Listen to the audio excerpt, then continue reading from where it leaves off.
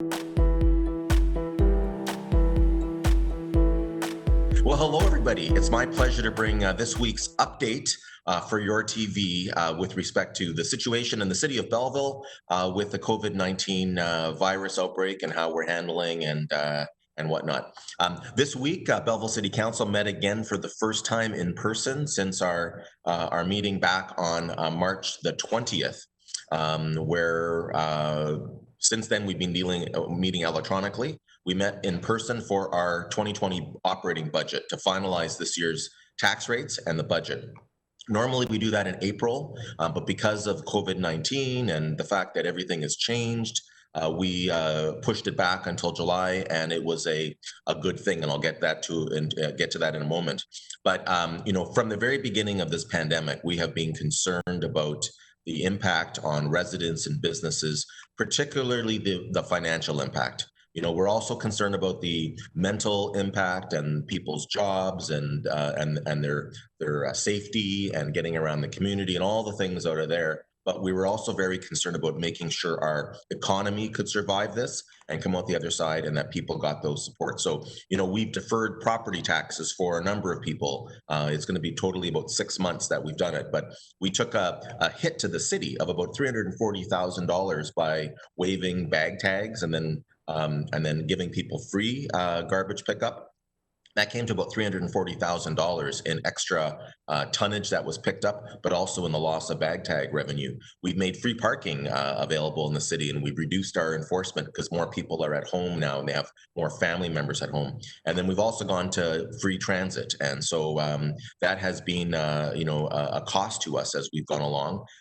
We've extended the penalty-free pays for people's payments of taxes if they couldn't make them on time. We were helping, but also with the water bills, we haven't been charging people for late fees, and throughout this whole time we've been working, and we've made revision after revision of what our budget document would be.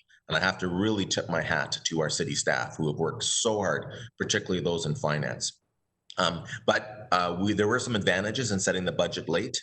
There were significant savings on debt servicing and fuel costs, and the fact that some of the things that we've done we haven't been doing, so we're not spending money on it. But yesterday we brought forth our budget for 2020, and it sees, for the first time that anyone can ever remember, an actual tax decrease for everybody. So if you're living in Belleville urban, so that's south of the 401 and in the urban sector, you will see a negative 0.21% impact on your taxes.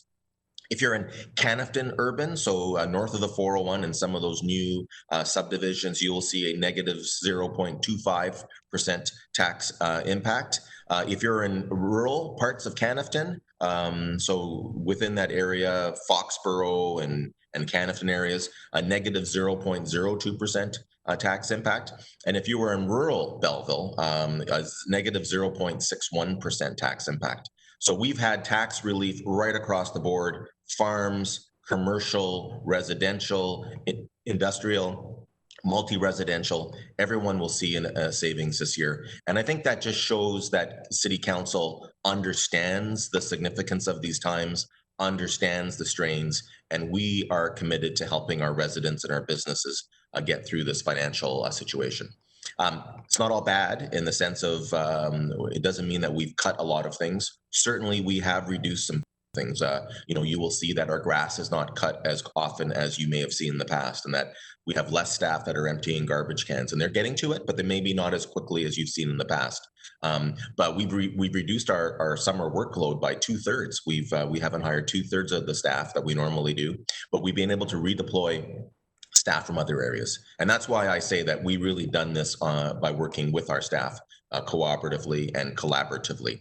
But we also did not do it on the backs of the capital budget. And what I mean by that is investing in our infrastructure, our roads, our sewers, our capital projects that if you don't do it now, you'll pay much more down the road.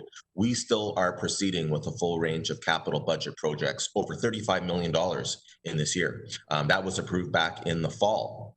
in November of 2019. And so, we all are aware that Bell Boulevard is proceeding very, very well. That project is a 2020 capital project.